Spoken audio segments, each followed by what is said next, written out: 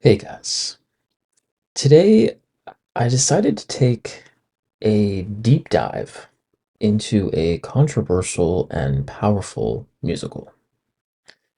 But first, I wanted to extend condolences for the families of both American Airlines Flight 5342 that collided with a Black Hawk military helicopter and the medical transport plane crash that killed six when it went down in a neighborhood this past day in Philadelphia.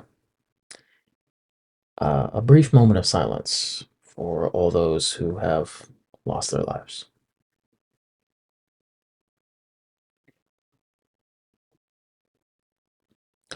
Today's podcast, it's going to be a powerful and potentially uncomfortable ride. So buckle up. The Scottsboro Boys is a musical with a book by David Thompson, music by John Kander, and lyrics by Fred Ebb.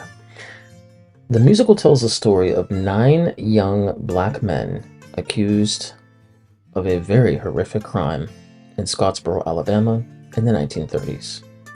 The musical explores the racial injustices they faced, the tireless efforts of their defense team, and the ripple effects that their case had on civil rights in America.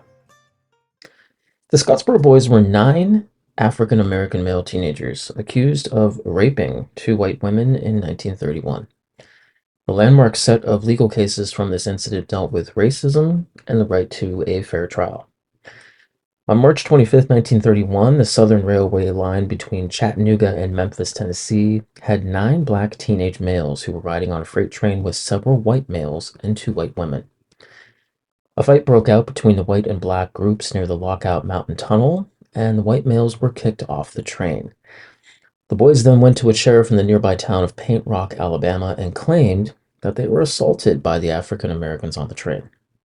The sheriff then gathered a posse and gave orders to search for and capture every Negro on the train.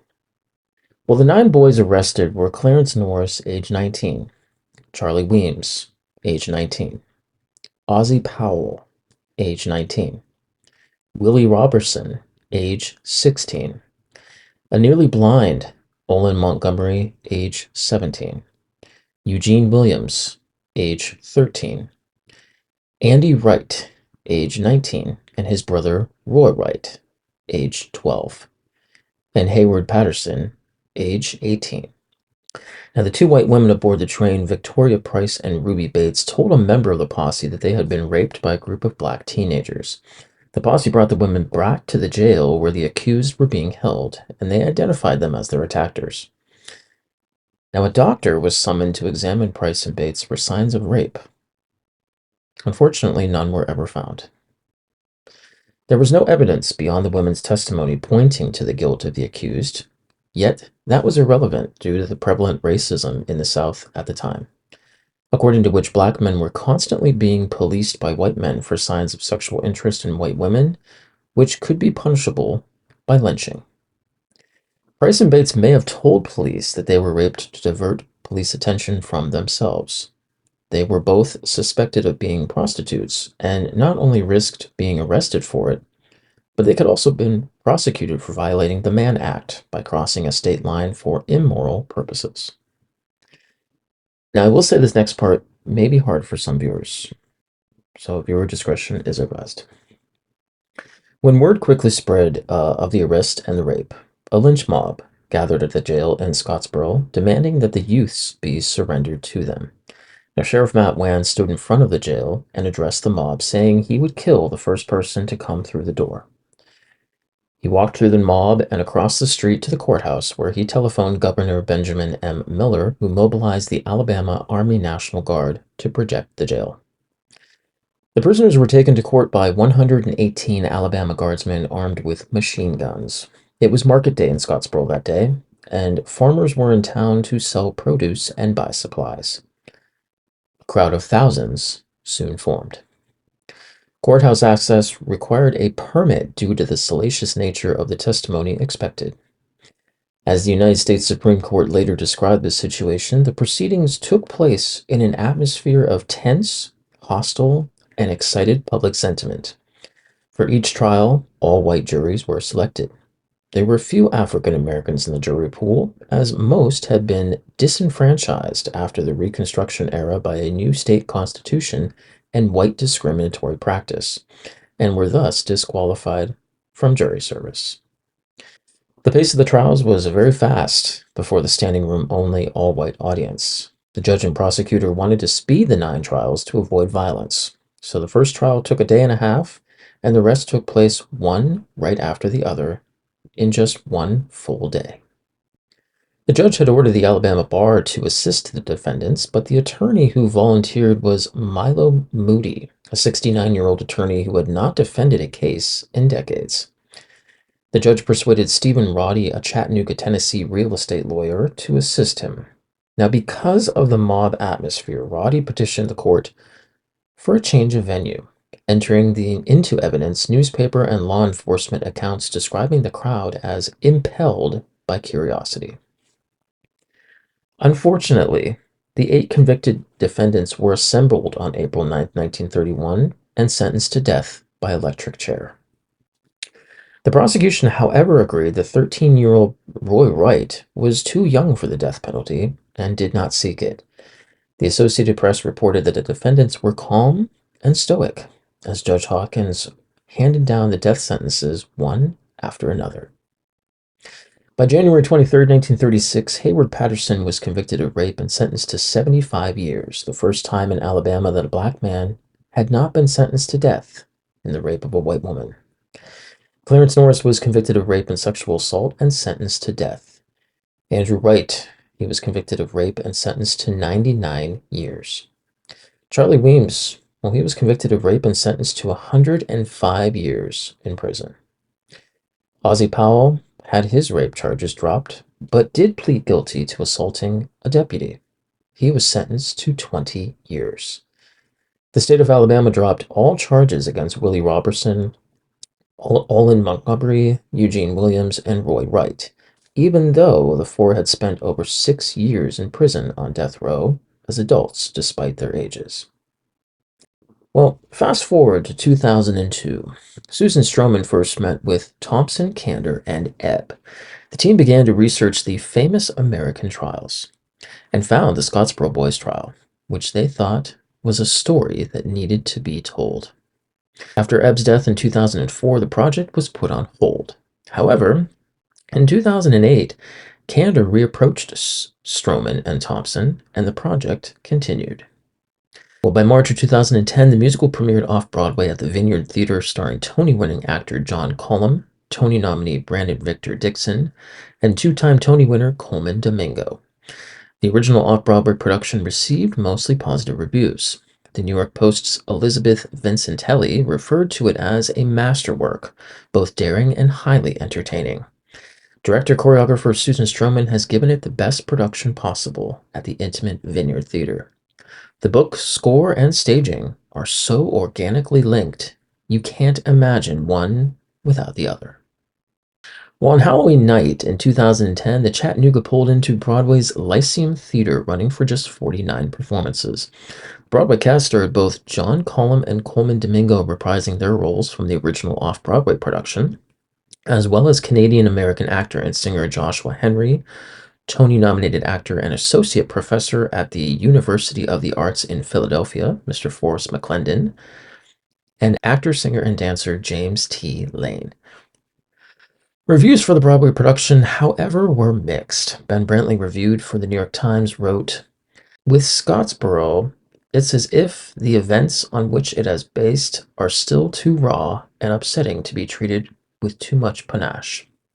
Though it features some high-kicking dancing and its personable and industrious ensemble, this production gives the impression of always treading carefully, with furrowed brow, stooped shoulders, and an accusatory glare."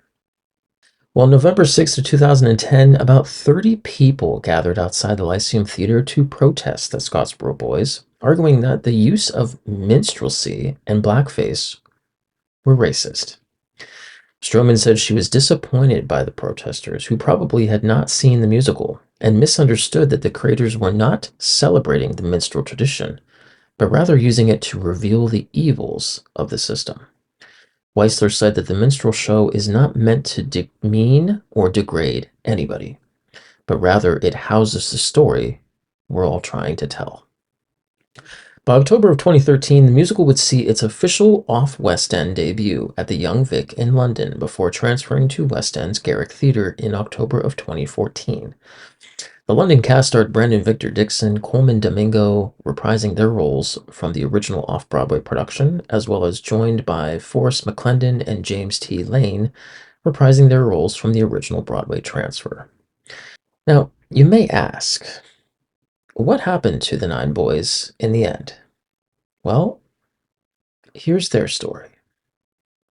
Following his conviction, Hayward Patterson spent 13 years in prison. He escaped in 1949 and in 1950 was found captured in Michigan.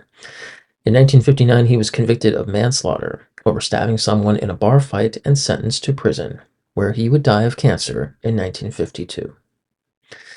In 1936, Ozzie Powell was involved in an altercation with a correction officer and shot in the face, suffering permanent brain damage.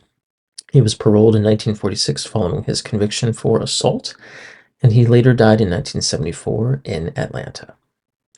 Charlie Weems was paroled in 1943 after having been held in prison for a total of 12 years in some of Alabama's worst institutions. While Weems did end up getting married and working in a laundry in Atlanta, his eyes never recovered from being tear-gassed while in prison. He was reported to have died not long after his release due to tuberculosis. Andy Wright was convicted and sentenced to 99 years. He was paroled and returned to prison after violating parole. By the mid-1950s, he seemed to have settled for good in Connecticut. Andy moved home to Tennessee after his brother Roy's death to be with his mother Ada Wright and died there in 1968. Clarence Norris. He was the only defendant finally sentenced to death. Governor Bibb Graves of Alabama in 1938 commuted his death sentence to life. Given parole in 1946, he jumped and went into hiding. By 1970, he had begun seeking a pardon with the help of the NAACP, and Alabama's attorney and Governor George Wallace pardoned him in 1976, declaring him not guilty.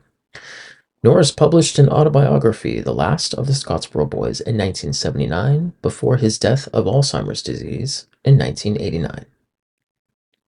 In 1937, the state dropped all charges for Willie Robinson, and Robertson settled in Brooklyn and found steady work. He remained in contact with Montgomery through the years, and while planning a visit with former cellmate Norris, it was discovered by the two men that Robertson died of an asthma attack in 1959, the week prior to their reunion. Owen Montgomery attempted a vaudeville career after being released from prison, but those plans never materialized. He drifted around in the North, working odd jobs and struggling with an unfortunate drinking problem.